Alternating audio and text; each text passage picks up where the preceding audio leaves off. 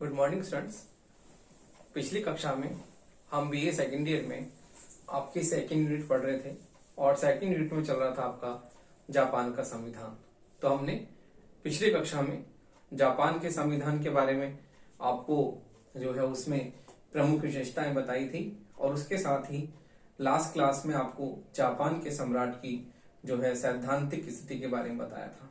तो देखिए, जापान के सम्राट की हमने पिछली कक्षा में सैद्धांतिक स्थिति को स्पष्ट रूप से समझा था कि किस प्रकार जापान के नए संविधान के अंतर्गत हम जापान के सम्राट को सिद्धांततः हम उसकी शक्तियों को केवल औपचारिक रूप से ही मानते हैं और व्यवहारिक रूप में हम देखते हैं कि उसकी शक्तियां शून्य की भांति हैं। तो इस प्रकार नए संविधान ने सम्राट की शक्तियों को केवल औपचारिक बना दिया है।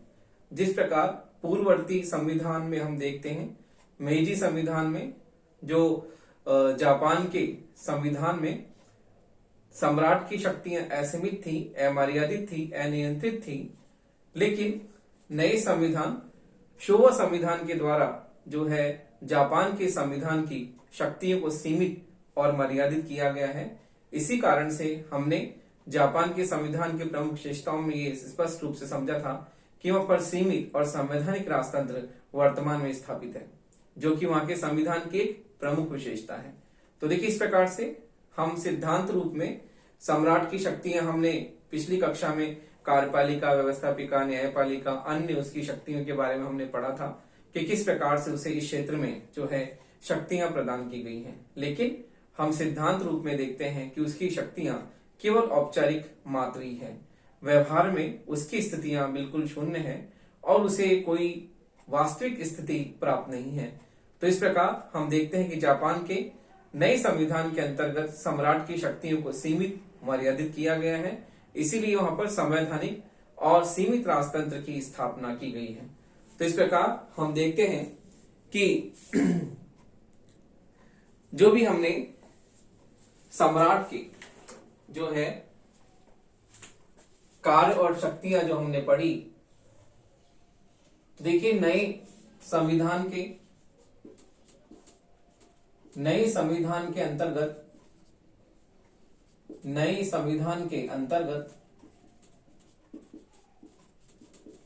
जापानी सम्राट को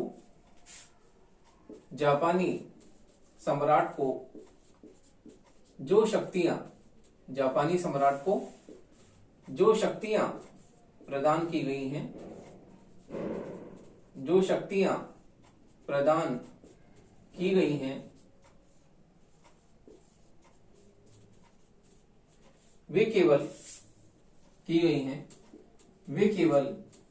प्रदान की गई हैं, वे केवल मात्र औपचारिक हैं। नए संविधान के अंतर्गत जापानी सम्राट को जो शक्तियां प्रदान की गई हैं, वे केवल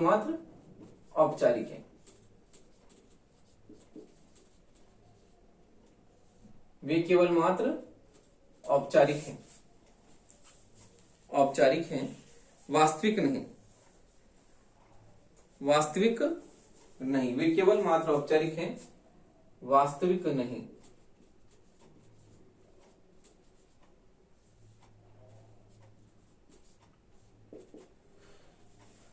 तो देखिए, जापानी सम्राट को जो शक्तियां संविधान में प्रदान की गई हैं, वे केवल औपचारिक हैं, वास्तविक नहीं। तो देखिए, हम देखते हैं कि संविधान जो है,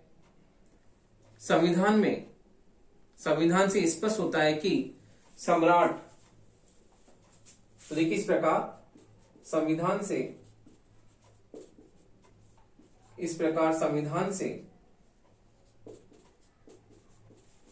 यह स्पष्ट होता है,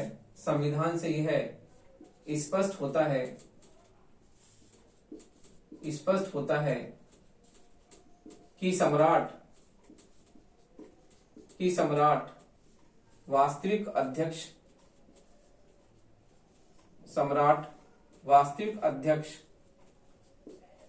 नहीं है। सम्राट वास्तविक अध्यक्ष नहीं है, अपितु वह नाममात्र का अपितु वह नाममात्र का अध्यक्ष है, नाममात्र का अध्यक्ष है। अपितु वह नाममात्र का अध्यक्ष है,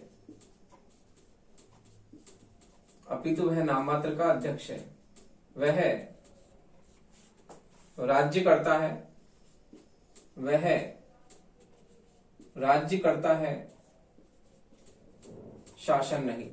वह राज्य करता है, शासन नहीं। तो देखिए इस प्रकार से हम देखते हैं कि सम्राट जो है उसे संविधान ने वास्तविक अध्यक्ष नहीं माना है, वो केवल औपचारिक रूप से अध्यक्ष है, क्योंकि सम्राट के नाम से कार्य किए जाते हैं। उसके पास में हस्ताक्षर की शक्ति है, जैसे कि हमने उसकी व्यवस्थापिका संबंधी शक्ति देखी, कार्यपालिका संबंधी शक्ति देखी, तो उसमें उसको हस्ताक्षर की प्रमुख शक्ति प्राप्त है। तो हम देखते हैं कि इस प्रकार से जापान के सम्राट को केवल औपचारिक रूप से ही जो है उसे शक्तियां प्राप्त हैं। औपचारिक अध्यक्ष है, वास्तविक अध्यक्ष नहीं है। वह केवल नाममात्र का अध्यक्ष है, वास्तविक अध्यक्ष नहीं है। तो इस प्रकार वह केवल राज्य करता है और शासन नहीं करता। तो इस प्रकार हम देखते हैं कि जापान का जो सम्राट है वो केवल औपचारिक शक्तियों का ही प्रयोग करता है और उसको शासन में वास्तविक कोई शक्तियां प्राप्त नहीं है। तो इस प्रकार हम ये कह सकते हैं कि जापान का सम्राट केवल राज्य करता है, शासन नहीं करता। तो देखिए इस प्रकार से हम देखते हैं कि शासन की, तो देखिए हमने सिद्धांत के रूप में उसकी शक्ति देखी, और देखिए हम ये देखते हैं कि शासन की वास्तविक शक्तियां मंत्रिमंडल में निहित है। तो देखिए शासन की वास्तविक शक्ति, शासन की वास्तविक शक्ति, शासन की वास्तविक शक्ति मंत्रिमंडल में,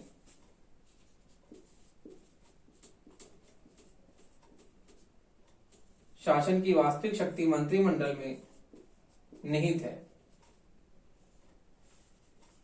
शासन की वास्तविक शक्ति मंत्रिमंडल में निहित है।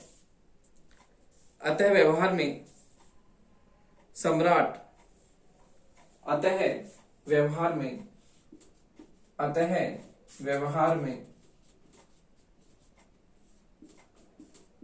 सम्राट वैसा ही आचरण,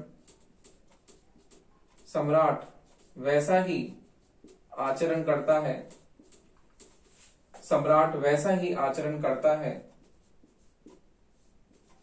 जैसा कि, सम्राट वैसा ही आचरण करता है जैसा कि मंत्रिमंडल चाहता है, जैसा कि मंत्रिमंडल चाहता है, जैसा कि मंत्रिमंडल चाहता है। तो देखिए इस प्रकार ये स्पष्ट होता है कि जापान के सम्राट को सिद्धांत है जो शक्तियां प्राप्त है, उनके आधार पर हम ये कह सकते हैं कि जापान के सम्राट को केवल औपचारिक और नाममात्र की शक्तियां प्राप्त है, वास्तविक शक्तियां उसे प्राप्त नहीं है। वास्तविक शक्तियां मंत्रिमंडल में निहित होती हैं और सम्राट को उसी अनुरूप कार्य करना पड़ता है जैसा कि मंत्रिमंडल चाहता है। तो इस प्रकार से जापान के सम्राट को हम व्यवहार में देखते हैं कि उसे जो है वास्तविक शक्तियां प्राप्त नहीं है, और इस आधार पर ही हम ये कहते हैं कि जापान का सम्राट राज्य करता है, शासन नहीं करता। तो देखिए अब हम जापान के सम्राट की जो उसकी व्यवहारिक स्थिति है, तो देखिए हम देखते हैं कि व्यवहारिक दृष्टि से सम्राट की शक्तियां एवं स्थिति किस प्रकार से है। तो देखिए व्यवहारिक दृष्टि से सम्राट की शक्तियां एवं स्थिति,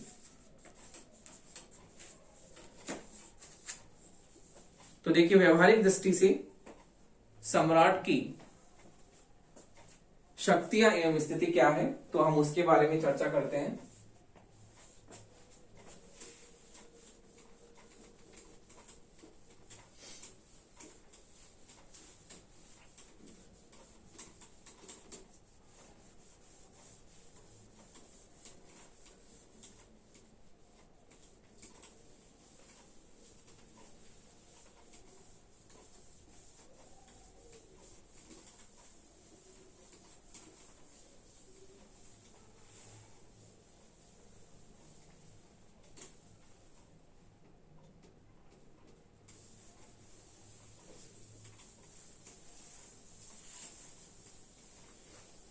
देखिए व्यवहारिक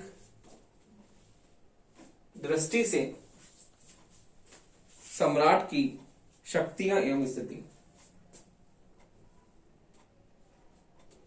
तो देखिए व्यवहारिक दृष्टि से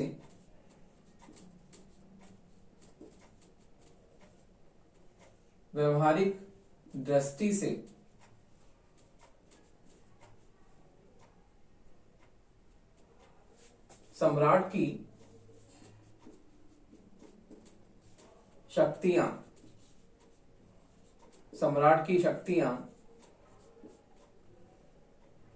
एवं स्थिति। सम्राट की शक्तियां एवं स्थिति। तो देखिए व्यवहारिक दृष्टि से जिस प्रकार से हमने सैद्धांतिक रूप से पिछली कक्षा में सम्राट की शक्तियां एवं कार्य उसकी स्थिति पढ़ी थी, अब हम पढ़ते हैं सम्राट की व्यवहारिक दृष्टि से उसकी क्या स्थिति है। जापानी संविधान में नए संविधान के अंतर्गत जापानी सम्राट को व्यवहारिक रूप से क्या शक्तियां और स्थितियां दी गई हैं, उसके बारे में हम चर्चा करते हैं कि व्यवहारिक दृष्टि से सम्राट की राजनीतिक शक्ति एवं स्थिति। तो देखिए व्यवहारिक दृष्टि से सम्राट की राजनीतिक शक्ति व्यवहारिक दृष्टि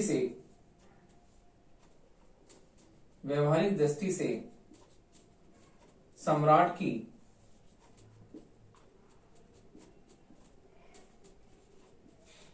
वास्तविक व्यवहारिक दृष्टि से सम्राट की वास्तविक शक्तियां एवं स्थिति उसी प्रकार से है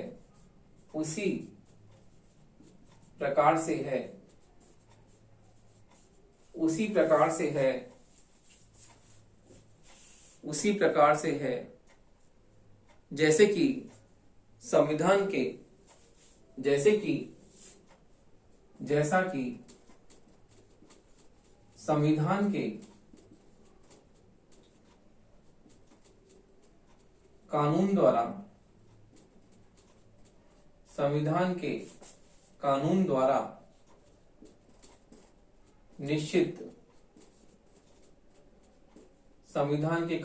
निश्चित की गई है। जैसा कि संविधान के कानून द्वारा निश्चित की गई है। तो देखिए जापान की वर्तमान संविधान में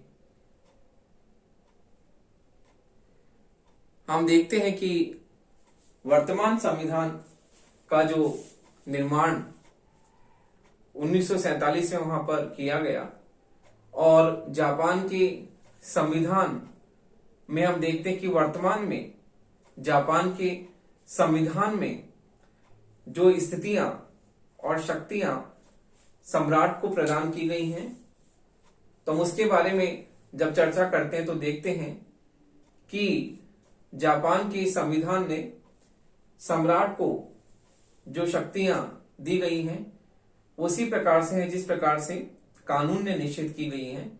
तो हम देखते हैं कि व्यवहारिक दृष्टि से सम्राट को वही वास्तविक स्थिति और शक्तियां प्राप्त हैं जो वहां संविधान के कानून द्वारा निश्चित की गई हैं। तो देखिए हम देखते हैं कि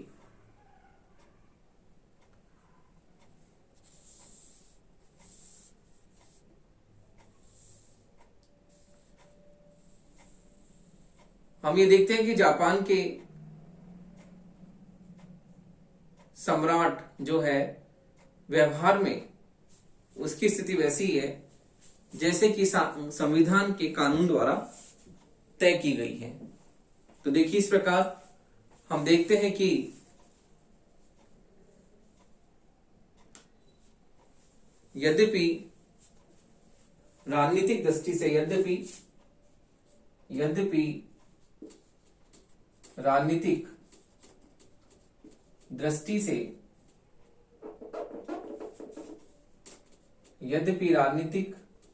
से सम्राट की, यद्यपि राजनीतिक दृष्टि से सम्राट की सैद्धांतिक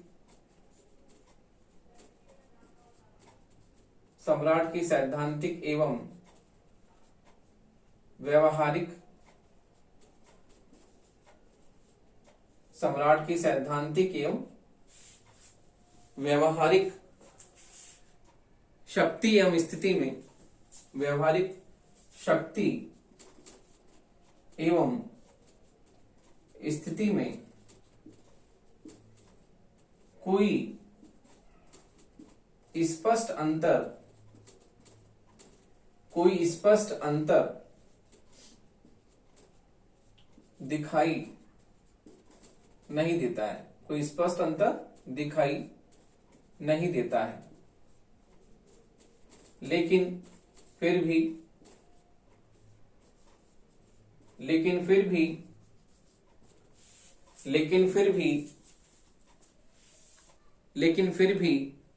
सामाजिक एवं भावनात्मक स्तर पर,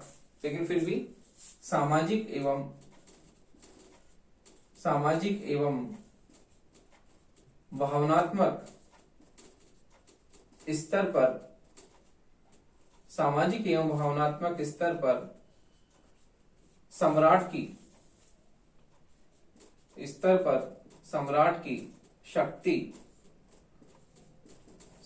शक्ति एवं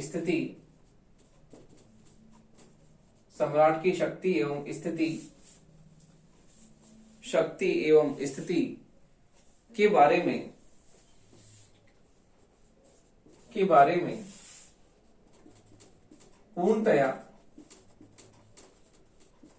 पूर्णतया ऐसा नहीं कहा जा सकता, पूर्णतया ऐसा नहीं कहा जा सकता, पूर्णतया ऐसा नहीं कहा जा सकता।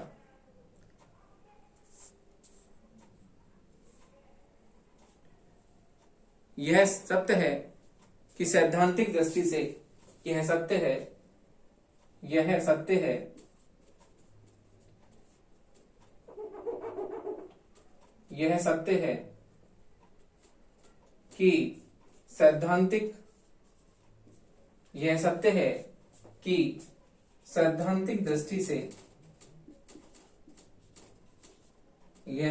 कि सैद्धांतिक दृष्टि से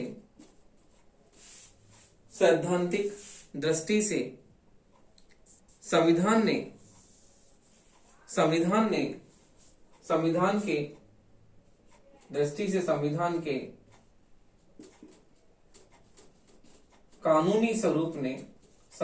के कानूनी स्वरूप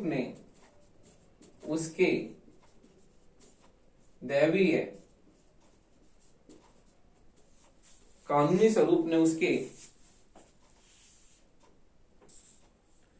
दैवी स्वरूप का अंत कर दिया है, उसके दैवीय स्वरूप का अंत कर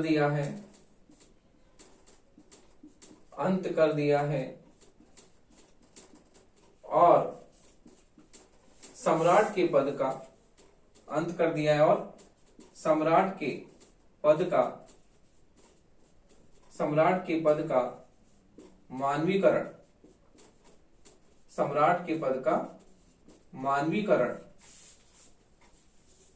मानवीकरण कर दिया है, सम्राट के पद का मानवीकरण कर दिया है। लेकिन फिर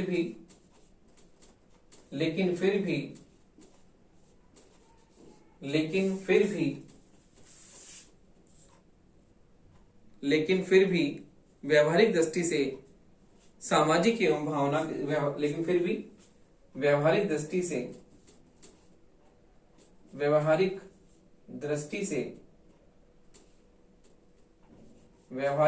से सामाजिक एवं व्यवहारिक दृष्टि से सामाजिक एवं भावनात्मक स्तर पर सामाजिक एवं भावनात्मक स्तर पर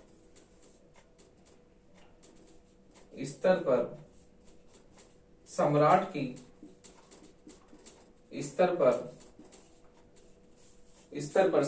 की स्थिति आज भी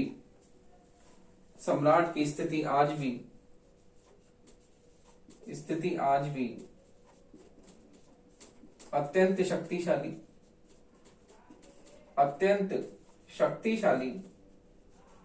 एवं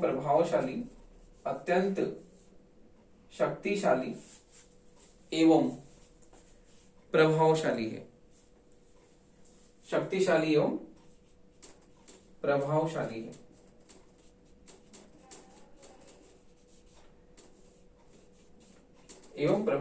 है। वस्तुतः इसका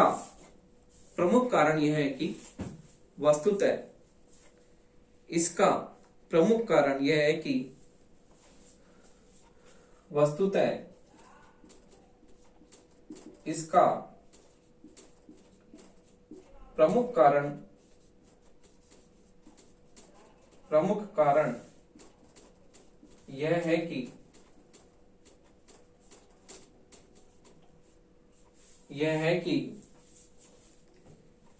जनता की सम्राट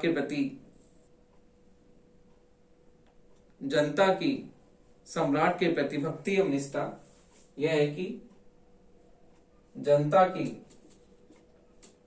सम्राट के प्रति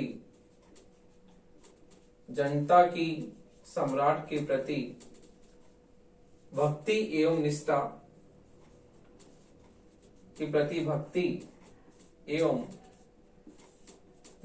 का प्रमुख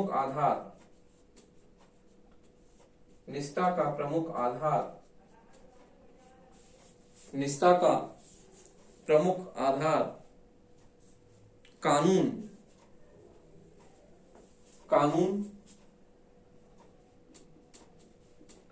या ब्रैकेट में राजभय, कानून नहीं है, अपितु इससे भिन्न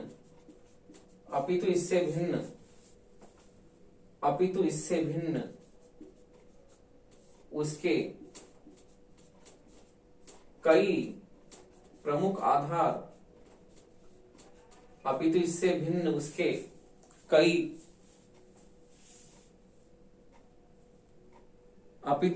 भिन्न इसके कई प्रमुख आधार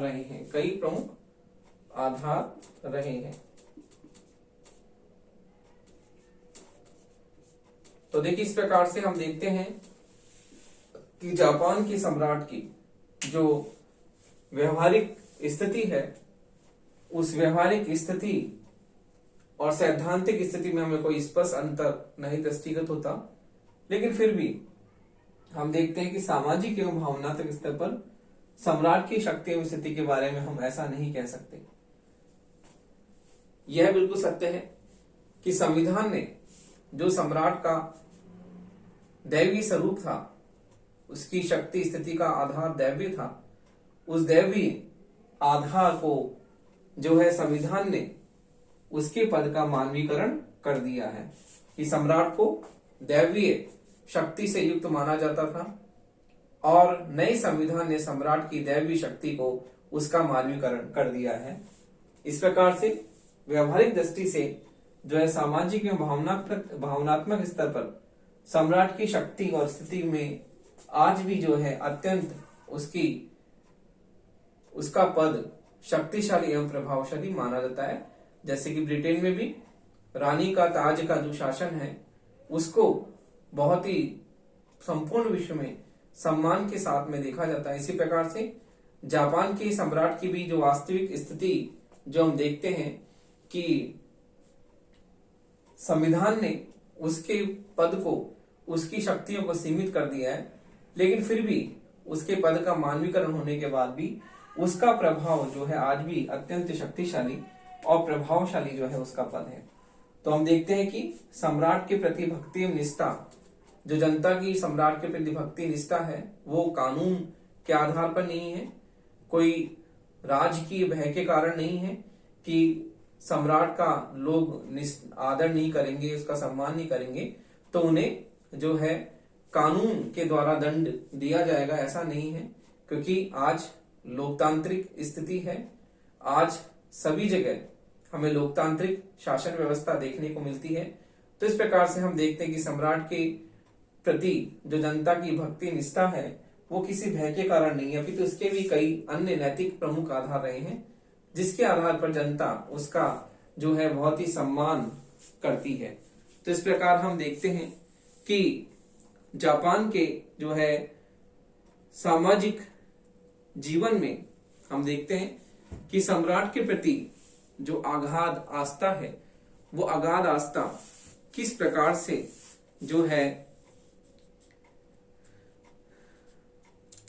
जनता के प्रति निष्ठा होने के कारण है। तो देखिए हम देखते हैं कि जापान के सम्राट के प्रति जनता का जो सम्मान भक्ति निष्ठा है वो निष्ठा अपने नैतिक गुणों से युक्त होने के कारण लोग उसके पद को प्रभावशाली मानते हैं और इसी कारण से उसके पद को सर्वोच्च मानते हुए उसके प्रति जनता अगाध आस्था अगाध निष्ठा रखती है। तो देखिए इस प्रकार हम देखते हैं कि जापान के सामाजिक जीवन में, तो देखिए जापान के सामाजिक जीवन में जापान के सामाजिक जीवन में जापान के सामाजिक जीवन में सम्राट के शक्तिशाली होने का, सम्राट के शक्तिशाली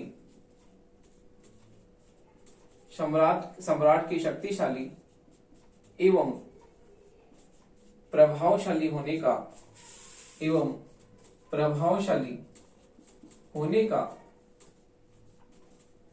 प्रमुख कारण यह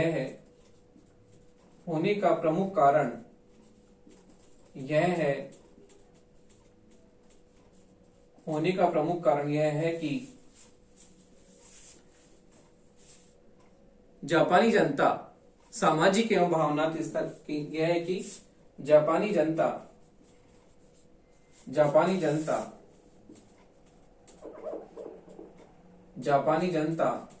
सामाजिक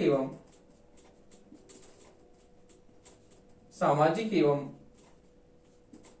भावनात्मक स्तर पर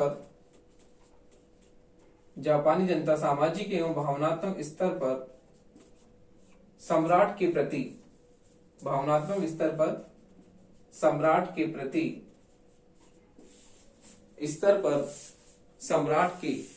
प्रति अगाध भक्ति श्रद्धा, सम्राट के प्रति अगाध